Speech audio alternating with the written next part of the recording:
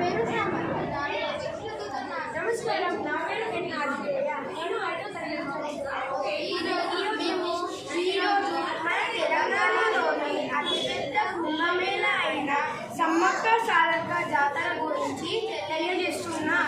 ఈ జాతర మన దేశంలోని అతిపెద్ద కుంభమేళ. సమ్మక్క సారక్క జాతర మన తెలంగాణలోని వరంగల్ జిల్లాలోని ములుగు అనే గ్రామంలోనే జరుగుతుంది.